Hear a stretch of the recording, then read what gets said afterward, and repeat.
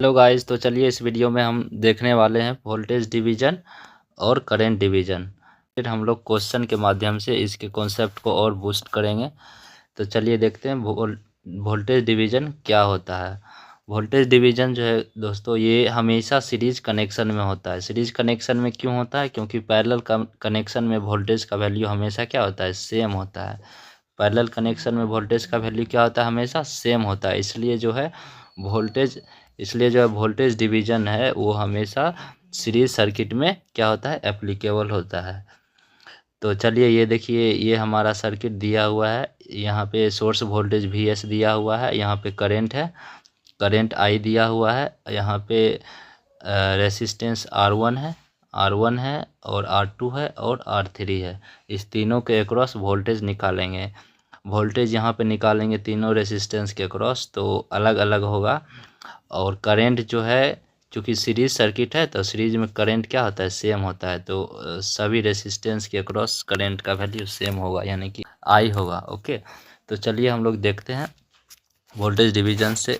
हम लोग V is equal to जानते हैं। V इज इक्वल टू क्या होता है? IR होता है। ओके, तो अब हमको वोल्टेज निकालने के लिए करंट और रेसिस्टेंस नेसेसरी है। ठीक है, तो यानी कि यहाँ पे करंट तो ओवरऑल दिया हुआ है, मेरा I दिया हुआ है। ओके, अब रेसिस्टेंस अलग अलग दिया हुआ है। क्या क्या रेसिस्टेंस दिया हुआ है? R1 दिया हुआ है, R2 दिया हुआ है एंड R3 दिया हुआ है। तो इस तीनों रेसिस्टेंस के अक्रॉस हमको वोल्टेज निकालना है।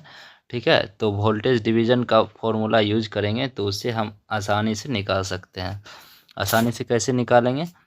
तो चलिए हम लोग सबसे पहले करंट का वैल्यू निकालते हैं। वोल्टेज निकालने के लिए करंट का वैल्यू दिया हुआ है। करंट का वैल्यू क्या आ जाएगा? V is equal to IR होता है। और करंट का वैल्यू निकालेंगे तो करंट का वैल्यू क्या हो जाएगा? VS यानी सप्लाई वोल्टेज अपॉन रेसिस्टेंस हो जाएगा। ठीक है, रेसिस्टेंस बोले तो R इक्विवेलेंट हो जाएगा। ठीक है, R इक्विवेलेंट हो जाएगा। तो I का वैल्यू क्या हो जाएगा? VS upon R equivalent. ठीक है, तो अब भी रेसिस्टेंस 1 के अक्रॉस वोल्टेज का वैल्यू निकालेंगे। तो रेसिस्टेंस 1 के क्रॉस वोल्टेज का वैल्यू निकालेंगे तो क्या हो जाएगा? V1 is equal to IR1। I का वैल्यू हम क्या निकाले? I का वैल्यू हम निकाले हैं, I का वैल्यू निकाले क्या? VS upon R equivalent. चलिए हम लोग R1 के क्रॉस वोल्टेज निकालते हैं। तो V1 इज इक्वल टू क्या हो जाएगा? IR1। I का वैल्यू हम क्या निकाले हैं? I का वैल्यू निकाले हैं क्या? ये VS अपॉन R इक्विवेलेंट। और R इक्विवेलेंट का वैल्यू क्या हो जाएगा मेरा? R1 plus R2 plus R3। तो I का वैल्यू यहाँ पे क्या हो जाएगा? I का वैल्यू हो जाएगा VS अपॉन R इक्विवेलेंट और R का वैल्यू R हो जाएगा। तो यही हमारा क्या हो जाएगा? वोल्टेज डिवीजन रूल, यानी कि V1 इज इक्वल टू क्या आ जाएगा? Finally VS R1 upon R1 plus R2 plus R3 हो जाएगा। उसी तरीके से V2 इज इक्वल टू क्या आ जाएगा? IR2। I का वैल्यू क्या लिखेंगे? VS अपॉन I का वैल्यू क्या लिखेंगे? VS supply voltage upon equivalent resistance into R2। तो ये क्या हो जाएगा? VS क्या हो जाएगा? VS R2 upon R1 plus R2 plus R3। उसी तरीके से क्या हो जाएगा? V3 इज इक्वल टू हो जाएगा IR3, फिर IR3, फिर इसमें सप्लाई वोल्टेज I का वैल्यू रखेंगे, सप्लाई वोल्टेज बटे इक्विवेलेंट रेजिस्टेंस इंटू R3। तो VS R3 upon R1 plus R2 plus R3 हो जाएगा। उसी तरीके से अगर दो रेसिस्टेंस क्या होगा? दो रेसिस्टेंस हमारा अगर दिया हुआ रहेगा,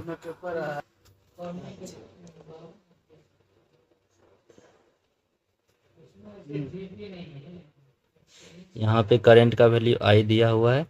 ठीक है, यहाँ पे प्लस माइनस VS का वैल्यू दिया हुआ है, यहाँ पे R1 दिया हुआ है, यहाँ पे R2 दिया हुआ है।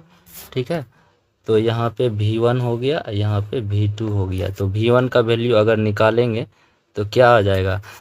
V1 का वैल्यू निकालेंगे तो आ जाएगा VS into R1 upon R1 plus R2 हो जाएगा। ठीक है, उसी तरीके से V2 अगर निकालेंगे तो VS R2 upon R1 plus R2 हो जाएगा। ठीक है, यानी कि ये आ जाएगा फाइनली। चलिए अब हम लोग करंट डिवीजन देखते हैं, उसके बाद क्वेश्चन करेंगे। ये करंट डिवीज़न है। करंट डिवीज़न में हमेशा क्या करते हैं हम लोग, हमेशा पैरेलल सर्किट यूज़ करते हैं। क्यों? क्योंकि सीरीज में जो है, सीरीज में क्या होता है, करंट का वैल्यू क्या होता है, हमेशा सेम होता है। ठीक है, करंट सीरीज में वैल्यू जो करंट हमेशा सेम होता है। और देखिए, और पैरेलल में क्या होता है, वोल्टेज सेम होता है। इस करंट डिवीज़न जो है हम लोग हमेशा पैरेलल सर्किट में यूज़ करते हैं। ठीक है, तो चलिए हम लोग देखते हैं क्या होगा इसमें ये हो जाएगा, मेरा सप्लाई वोल्टेज दिया हुआ है। अब पैरेलल में सब सर्किट दिया हुआ रहेगा। R1 है, R2 है, R3 है, ये पे Rn है, इन्फिनिटी दिया हुआ रहेगा।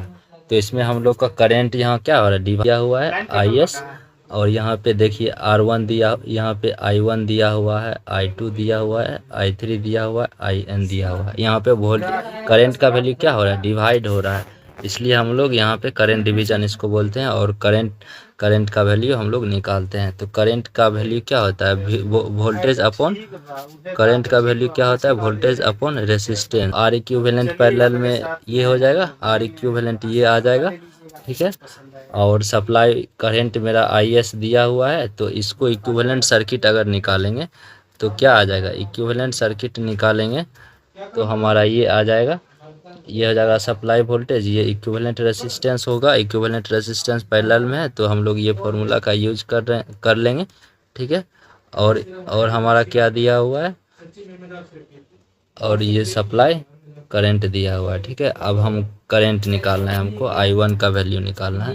तो I1 बराबर क्या हो जाएगा, करंट का वैल्यू क्या होता है, V अपॉन R होता है। ठीक है, तो I1 का वैल्यू क्या हो जाएगा, VS upon R1, VS upon R1। VS का वैल्यू क्या हो जाएगा हमारा, VS का वैल्यू अगर इसमें यूज करेंगे, KVL यूज करेंगे, तो VS का वैल्यू क्या हो जाएगा, Is इंटू आर इक्विवेलेंट। ठीक है, Is इंटू आर इक्विवेलेंट हो जाएगा। ठीक है, तो अगर Is का वैल्यू निकालेंगे तो VS अपॉन आर इक्विवेलेंट। ठीक है, आर इक्विवेलेंट, VS का वैल्यू क्या करेंगे, यहाँ पे पुट करेंगे, यहाँ पे क्या करेंगे, पुट करेंगे, कहाँ पे, I1, ये I1 is equal to VS upon R1। VS का वैल्यू क्या हो जाएगा, VS का वैल्यू यहाँ से लेंगे तो क्या हो जाएगा, Is into R equivalent upon R1 हो जाएगा। उसी तरीके से I2 का वैल्यू निकालेंगे तो VS अपॉन R2 हो जाएगा, और VS का वैल्यू यहाँ से लेंगे, Is इंटू आर इक्विवेलेंट बटे R2 हो जाएगा। ठीक है, वहीं अगर दो डिस्टेंस दिया हुआ रहेगा पैरेलल में, तो इक्विवेलेंट क्या हो जाएगा, R इक्विवेलेंट हो जाएगा हमारा R1 R2 बटे R1 प्लस R2 हो जाएगा। ठीक है, R इक्विवेलेंट हो जाएगा। और तो I1 का VS अपॉन R1 हो जाएगा। ठीक है, VS अपॉन R1। अब VS का वैल्यू क्या हो जाएगा, Is इंटू आर इक्विवेलेंट, और आर इक्विवेलेंट का वैल्यू यहाँ पे दिया हुआ है। ठीक है, तो I1 बराबर क्या हो जाएगा मेरा, VS का वैल्यू क्या हो जाएगा, Is इंटू आर इक्विवेलेंट बटे R1 हो जाएगा। अब यहाँ पे क्या करेंगे हम लोग, क्या करेंगे, Is इंटू आर इक्विवेलेंट का क्या वैल्यू दिया हुआ है, R1 R2 अपॉन क्या हो जाएगा, R1 प्लस R2 अब बटे R1 हो जाएगा। ठीक है, ये ऊपर में आ जाएगा, तो ये R1 कैंसिल हो जाएगा, कैंसिल आउट हो जाएगा। तो हमारा क्या हो जाएगा, I1 इज इक्वल टू क्या आ जाएगा मेरा, I1 इज इक्वल टू क्या आ जाएगा, Is R2 बटे R1 प्लस R2। ठीक है, ये हमारा रिजल्ट आ जाएगा करंट डिवीज़न में, अगर दो रेसिस्टेंस दिया हुआ रहेगा तब। ठीक है, देखिए यहाँ पे है, वही रिजल्ट दिया हुआ है। ठीक है, यहाँ पे एकदम पूरा अच्छे से लेके बताया गया है, देख सकते हैं आप लोग। I1 is equal to VS upon R1। अब VS का वैल्यू क्या हो जाएगा, Is into R equivalent upon R1। फिर उसी तरीके से Is का वैल्यू वाला R1 R2 upon R1 plus R2, और नीचे में R1 हो जाएगा, ये R1 कैंसिल आउट हो जाएगा, तो क्या हो जाएगा, R2 ऊपर में सिर्फ बच जाएगा, तो यानी Is into R2 upon R1 plus R2। यानी करंट में क्या होता है, करंट में जैसे फर्स्ट करंट का वैल्यू निकालेंगे तो ऊपर में रेसिस्टेंस का वैल्यू दूसरा रहेगा। उसी तरीके से वोल्टेज में करेंगे तो वोल्टेज में V1 निकालेंगे तो अब R1 भी ऊपर में R1 ही रहेगा, लेकिन वही I1 का वैल्यू निकालेंगे करंट डिवीजन में तो ऊपर में क्या रहेगा, R2 का वैल्यू मल्टीप्लाई होगा। यहाँ पे देख सकते हैं I1 is equal to IS into R2 upon R1 plus R2 I2 is equal to क्या हो जाएगा, IS into R1 upon R1 plus R2 हो जाएगा। ठीक है, तो चलिए हम लोग क्वेश्चन के माध्यम से और इसका रेक्टिफिकेशन करते हैं। देखिए ये ESC का क्वेश्चन पूछा गया है, ESC का क्वेश्चन है। इसमें क्या बोल रहा है कि what is the potential drop across the 80 ohm resistor in the figure. 80 ohm resistance के अक्रॉस क्या करना है, ये इसके अक्रॉस हमको क्या करना है, वोल्टेज का वैल्यू, पोटेंशियल ड्रॉप निकालना है, यानी वोल्टेज का वैल्यू। तो करंट डिवीजन, वोल्टेज डिवीजन से क्या हो जाएगा, वोल्टेज डिवीजन से हो जाएगा मेरा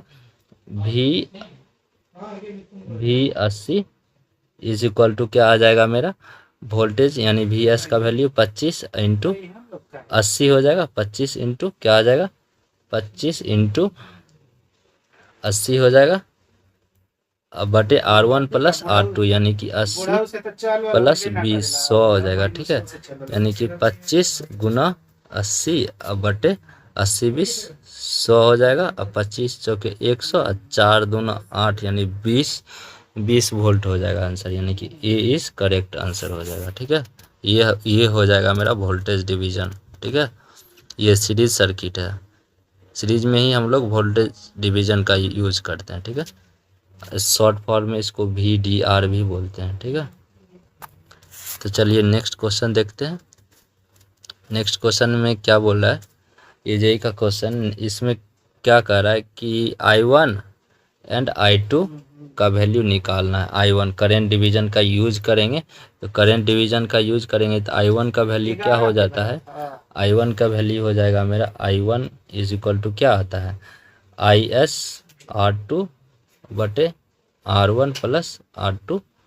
तो IS का वैल्यू कितना दिया हुआ है, IS का वैल्यू देखिए 6 दिया हुआ है और R2 का वैल्यू हो जाएगा 2 6 इंटू 2 6 इंटू 2 अपॉन 2 प्लस 4।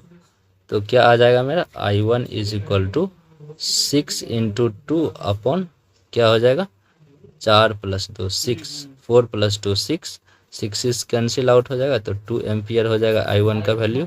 देखिए इसमें आ रहा है, ये आंसर हो जाएगा। अब I2 का वैल्यू भी निकालेंगे तो क्या आ जाएगा, I2 का वैल्यू अगर निकालेंगे तो I2 का वैल्यू हो जाएगा IS into R1 upon R1 plus R2। ठीक है, तो क्या हो जाएगा, IS का वैल्यू कितना दिया हुआ है मेरा, IS का वैल्यू 6 एम्पियर इंटू इसका R2 का वैल्यू कितना है 4, R1 का वैल्यू कितना है 4 और 4 प्लस 2। तो क्या आ जाएगा मेरा I2 इज इक्वल टू आ जाएगा 6 into 4 upon 6 cancel out 4 ampere हो जाएगा। I2 का वैल्यू 4 एम्पियर हो जाएगा। देखिए यानी option B is correct answer हो जाएगा।